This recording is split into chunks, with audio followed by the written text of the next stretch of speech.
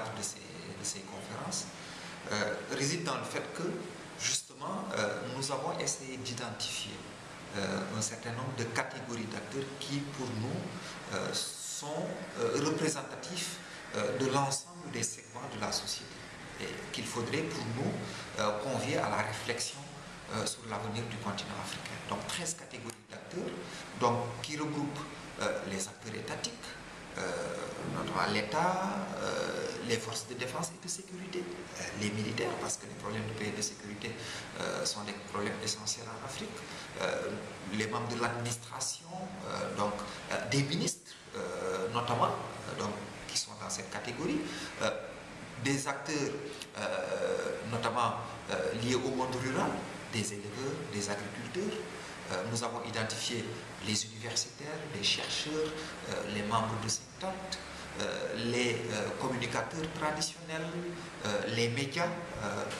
Nous avons aussi convié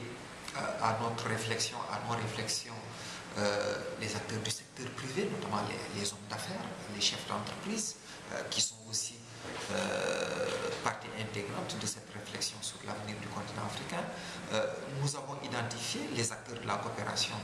au développement, qui sont des partenaires de l'Afrique, non seulement partenaires publics, mais aussi des membres d'ONG, de fondations qui sont intéressés par les problèmes de développement de l'Afrique.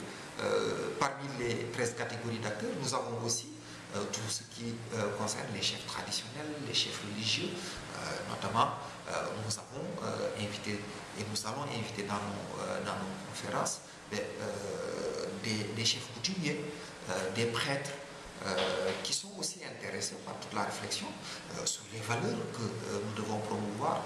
dans les sociétés africaines et comment nous devons intégrer ces valeurs-là justement dans nos processus de régulation des affaires publiques. Donc vraiment, une très grande diversité d'acteurs, 13 catégories socio-professionnelles très larges que nous avons identifiées et que nous avons essayé de convier à notre réflexion sur l'avenir du continent africain.